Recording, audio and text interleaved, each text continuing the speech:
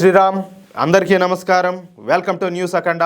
నేను మీ కస్తూరి శ్రీధర్. మిత్రులారా, కేవలం ఒక సామాన్య హిందూ కుటుంబానికి న్యాయం చేయడం కోసం మన యోగి ఆదిత్యనాథ్ గారు ఎంతకు తెగించినారో తెలిసిన ఈ న్యూస్ చూడండి ఒకసారి. మామూలుగా ఉన్నదంటే రగడ నెక్స్ట్ లెవెల్లో ఉంటుంది. మిత్రులారా, ఈ న్యూస్ చెప్పబోయే ముందు మీకు అందరికి కూడా ఒక చిన్న విన్నపం. నేను మొహమాటం లేకుండా మాట్లాడుతున్నా. నేను బ్రతకడం కోసం అడుకోవడం వేరు, దేశానికి మన ధర్మానికి సేవ చేయాలన్న ఆలోచనతో అర్థించడం వేరు. దేశం కోసం ధర్మం కోసం చేసేటటువంటి పని నిజంగా చెప్పాలంటే దైవ కార్యంతో సమానం, అవునా కాదా? కానీ మన ఛానల్ నిర్వహణకు, అదేవిధంగా మన ఛానల్ యొక్క బలోపేతానికి ఎంత ప్రాధాన్యపడినా 1000 మందిలో కాదు 1000 మందిలో కాదు, కనీసం యావరేజ్గా 5000 మందిలో అసలు ఒకరిద్దరు కూడా స్పందించడం లే. ఎంత ప్రయత్నం చేసినా కూడా ఈ ఆర్థిక సమస్యల వల్ల మన ఛానల్ను బలోపేతం అయితే చేయలేకపోతున్నా. మీరు సహకరిస్తేనే అదైతే సాధ్యమవుతుంది. మీరందరూ కూడా నా బాధ ఆవేదన అర్థం చేసుకుంటారని చెప్పేసి ఆశ. కనీసం నెలలో ఒకసారి, అది ఎంత చిన్న మొత్తమైనా సరే, మన ఛానల్కు ఆర్థిక సహకారం అందించాలని చెప్పేసి మిమ్మల్ని అందరినీ కూడా ప్రతి ఒక్కరిని పేరున కోరుతున్నా. సరే, దానికి కూడా మీకు మనసు రావడం లేదంటే మాకంటే దురదృష్టవంతులు ఇంకెవరు కూడా ఉండరు. ఇదిగో ఈ స్క్రీన్ మీద వచ్చేసి క్యూఆర్ కోడ్ ఉంటుంది, కిందనే వచ్చేసి జీపే అలాగే పేటిఎం నెంబర్లు ఉంటాయి, కామెంట్ బాక్స్లో వచ్చేసి అకౌంట్ డీటెయిల్స్ ఉంటాయి. ఒకవేళ మీకు డబ్బులు పంపించడంలో ఏ విధమైనటువంటి ఇబ్బంది కలిగినా అదే నెంబర్కు వాట్సాప్ ఉంటుంది, నాకు ఒకసారి మెసేజ్ చేశారంటే మీకు ప్రత్యామ్నాయంగా మీకు మరేదైనా ఇంకొక నెంబర్ అయితే ఇస్తా. దయచేసి ప్రతి ఒక్కరు కూడా సహకరించండి. సరే, ఇక న్యూస్ విషయానికి వస్తే, నిజంగా ఈ న్యూస్ చదివేటప్పుడు మనసుకు నాకైతే చాలా సంతోషంగా అనిపించింది. మన హిందువుల కోసం ఇంత దూరం నడిచే నాయకులు ఉండారా అని చెప్పేసి నా మనసుకైతే చెప్పలేనటువంటి ఆనందం కలిగింది.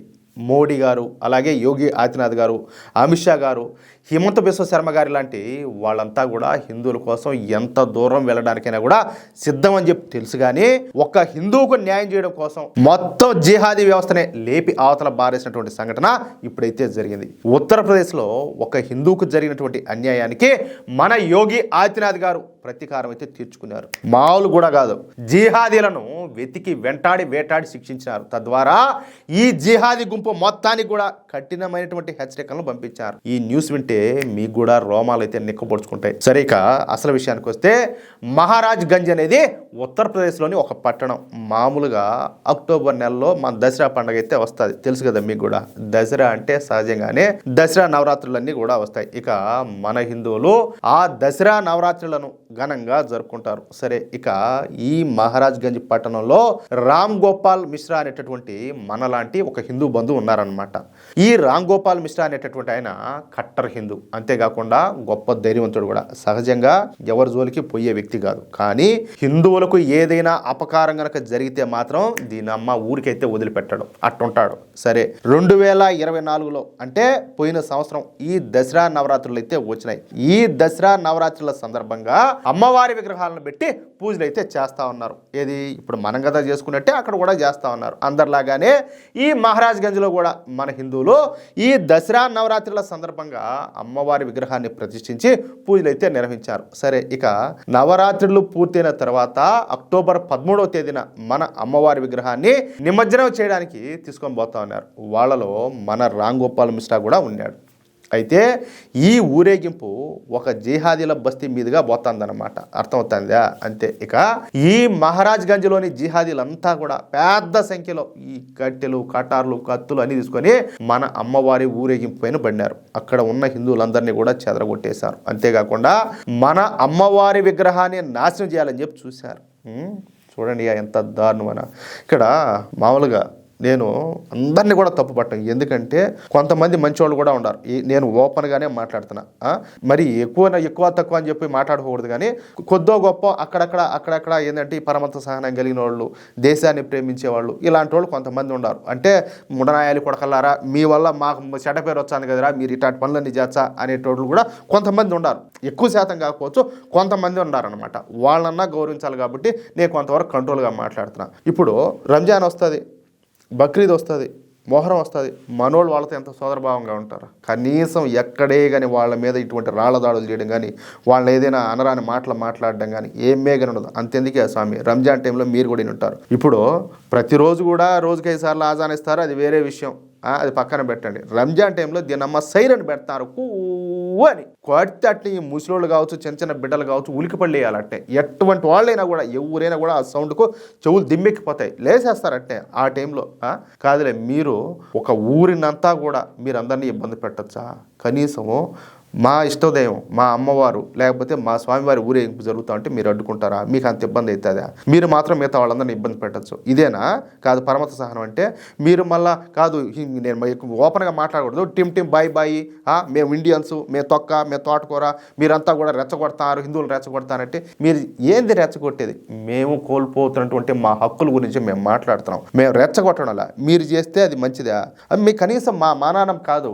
ఇక్కడ పరమత సహనం అనేది మేము చూపించుకుంటాం అంటే ఈరోజు ఈ దేశంలో మీ శాతం అనేది ఇంతగా పెరుగుతుంది. పాకిస్తాన్లో 30% ఉన్నటువంటి హిందువులు 2% పడిపోయినారు. బంగ్లాదేశ్లో 27% ఉన్నటువంటి హిందువులు 7% పడిపోయినారు.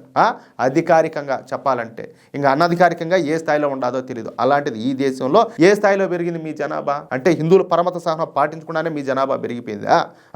కానీ ఈరోజు మా పండగల్లో మేము చేసుకుంటామంటే దాడులు చేసే ప్రయత్నం మీరు గమనిస్తూనే ఉంటారు. నేను మాట్లాడను. వినాయక చవితి రాని, దసరా రాని, మనోళ్ళు ఏ పండగ చేసుకుంటామంటే దేశంలో మనం వందలాది సంఘటనలన్నీ కూడా ఇలాంటి వింటానే ఉంటాం.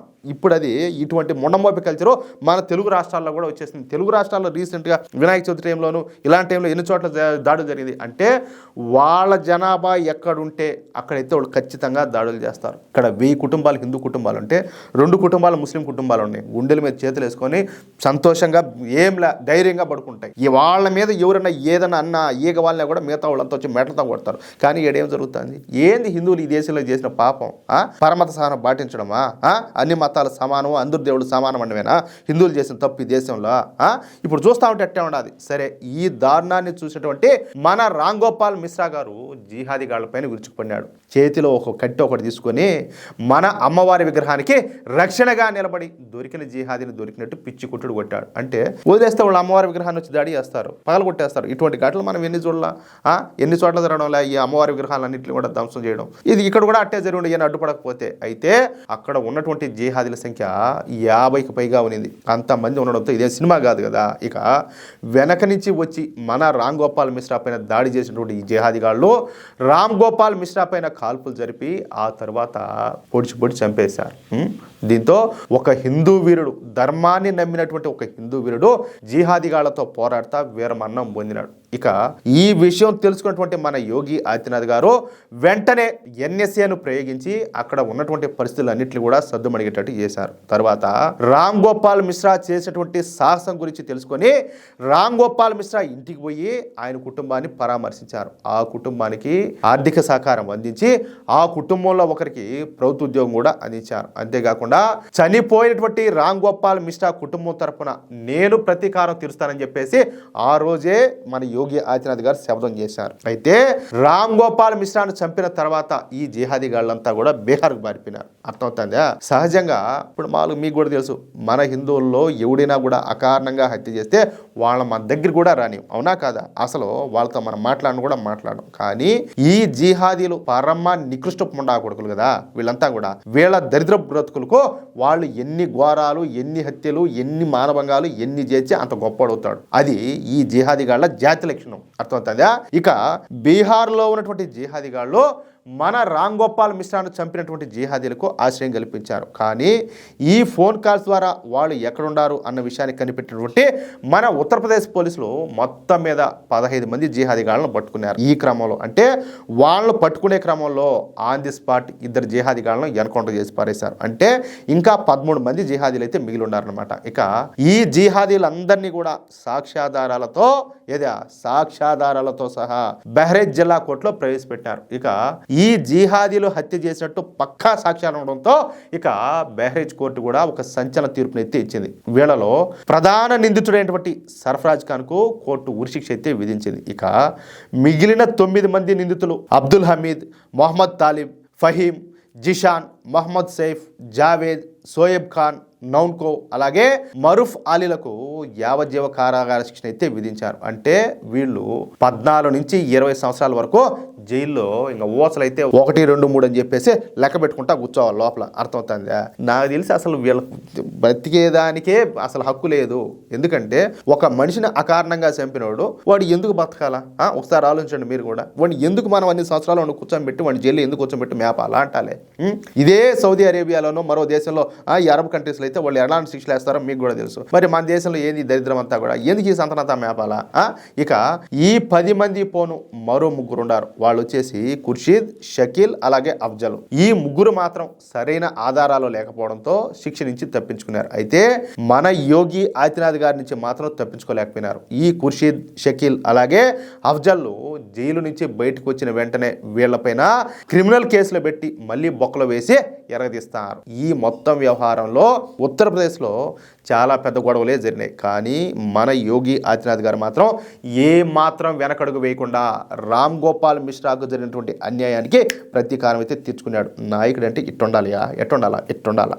మన ముండాకుడుగులు ఉన్నారు కొంతమంది మన తెలుగు రాష్ట్రాల్లో. ఎంతసేపటికి పార్టీ పనులు, పార్టీ కార్యక్రమాలు, ఇదిగో ఇది అది, ఆ పని ఈ పని, లేని పని అంతా చెప్తారు. అదే కార్యకర్తకి ఏదైనా కష్టం వచ్చి ఫోన్ చేస్తే, అన్న ఈ మరి నాకు సార్ ఇదిగో ఇట్లా నాకు పలానా ఇబ్బంది వచ్చిందంటే, దీని అమ్మ నీ ముఖం చూసేవాడు ఉన్నాడు. నేర్చుకోండి ఎట్ట ఉండాలో, నాయకుడు అంటే ఎట్ట ఉండాలో ఒకరో నేర్చుకోండి. అర్థమవుతుందా? ఇప్పుడు ఇదంతా కూడా చేయడం ద్వారా హిందువులకు నేనుండానని చెప్పేసి మన యోగి ఆదిత్యనాథ్ గారు మరొకసారి స్పష్టం చేసినట్టయింది. అది విషయం. ఎట్టుండాలి న్యూస్ అల్లాడింది కదా, అట్టుండాలా. మిత్రులారా, ఈ న్యూస్ కనుక మీకు నచ్చినట్లయితే ఖచ్చితంగా ఈ న్యూస్ నలుగురికి షేర్ చేయండి. అలాగే ప్రతి ఒక్కరు కూడా మీ యొక్క అమూల్యమైనటువంటి అభిప్రాయాలను కామెంట్ రూపంలో తెలియజేయండి. ఇంకో విషయం ఏంటంటే, ఇంతవరకు మీరు కనుక మన ఛానల్ని సబ్స్క్రైబ్ చేసుకున్నట్లయితే ప్రతి ఒక్కరు కూడా మన ఛానల్ని సబ్స్క్రైబ్ చేసుకోండి, సపోర్ట్ చేయండి ప్లీజ్. జై శ్రీరామ్, జై హింద్.